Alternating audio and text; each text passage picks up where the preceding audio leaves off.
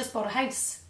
And I bought a little cottage beside the sea out in Clontarf, and I was just going to have a dog, and I was just going to walk the beach, and I was going to write books.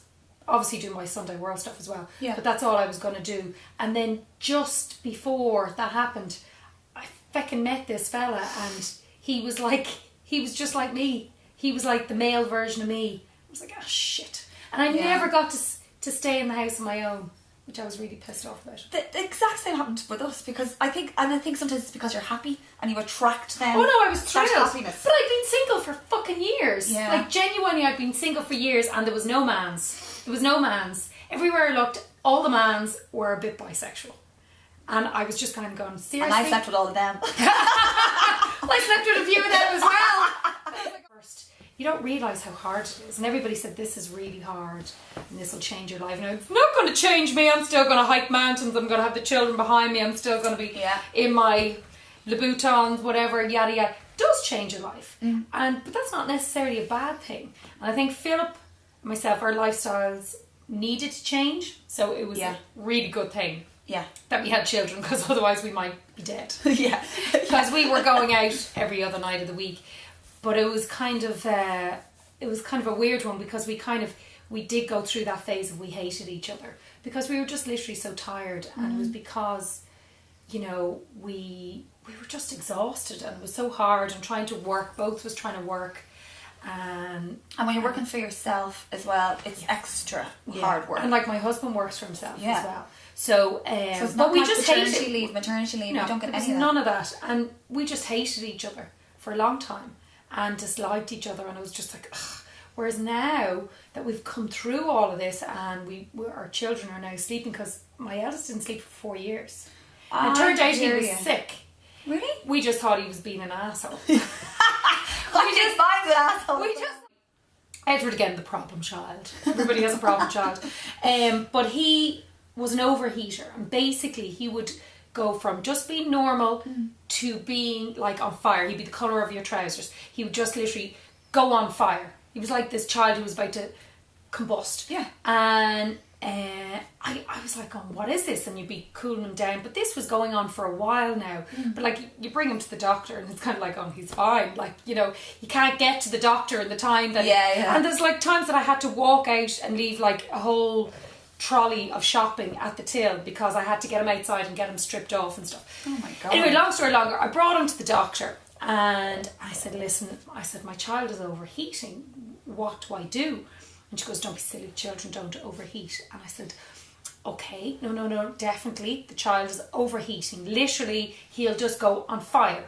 And she said, well, here's the thing.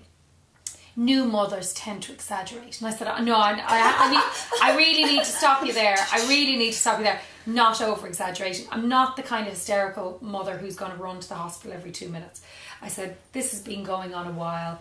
I'm fairly confident in my diagnosis. The child is overheating. Are you comprehending? So she said, well, here's the thing.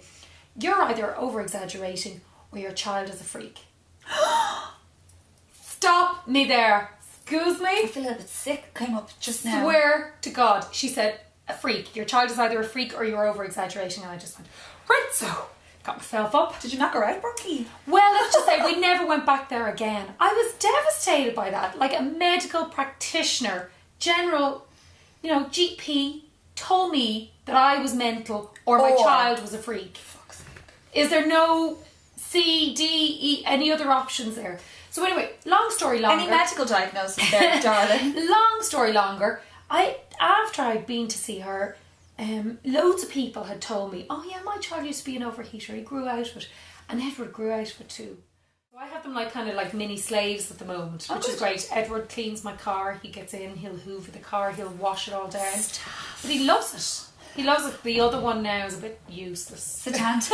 What age is he? He's only 6 and a bit, but he's a different child. Is he? He's a baby. Really? Yeah, he's a baby. And he hasn't been babied anymore.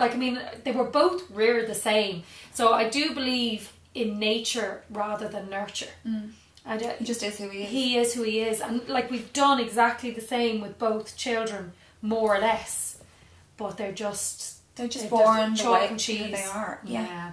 And so they both in school together. Yeah, they are. There's only a year difference. One's in first class, one's in second class. That's nearly Irish twins you had there. Yeah, they weren't quite, but Satanta went to school possibly a little bit early. Yeah. And we thought that he wouldn't really be able to keep up, and then we told him back a year. Yeah. But he's flying it. He's alright. He's one at the top of the class. I'm proud. I'm just I don't mean to gloat, but one of the top of the class. Nice. So he's amazing. Great. And at the time, kind of whatever, almost 8 years ago, there was a lot of talk of stem cell research. Yeah. And it was all kind of big news, and this was going to be the way forward for curing all sorts of ails. So I kind of went, well, listen, I want to hang on to whatever crap that might give the old stem cell situation. Like if my son got sick, I want to be able to keep him well. So anyway, I said it to Hollis Street. Hollis Street flipped out. Did they? Flipped out. Yeah. You'd think I was trying to steal a baby. Just make nuclear weapons or something like that. I was like, the placenta is mine. It comes out of my body. I'm able to take the other bit, which has a heartbeat, thankfully. And there was war. But anyway, we created war because, I think with most kind of first-time mums, we're all militant going, I'm going to do this. Yeah, and my child's never going to eat chocolate biscuits. He's never going to have McDonald's. I had bought all the eco-friendly nappies, the ones that you wash yourself. What was I thinking? What a woman you are. What an idiot. But we kept my placenta in he's now my stepdad, but he was my mum's boyfriend. Yeah. In his fridge, because I had no room, or in his freezer. I had no room for my placenta in my freezer because I needed to put actual food in there. So the poor man the poor man had my placenta, and it was a gross looking big kind of black kind of bin liner with toxic written across it. Oh my God. It was obviously the bags were obviously meant for toxic wigs. So anyway, he then subsequently married my mother. And because everybody should get married again at 70. Of course. I'm all for that. And marry rich. And but anyway, he then was selling his house and moving into my mum's house. So they had less freezer space. So they were like, Amanda, will you take home your placenta? So anyway, so I took the placenta back. Had you forgotten about it though? I kind of had, Yeah. We didn't need it. So, and then I kind of went, well, we've had this long, I better hang on to it. So anyway, he then gave me his fridge freezer. And with the placenta, because he didn't need his fridge freezer anymore. So we kept it in our garage, and I had it for another, 2-3 years until the power went off. And I had a load of meat, and all the meat went off.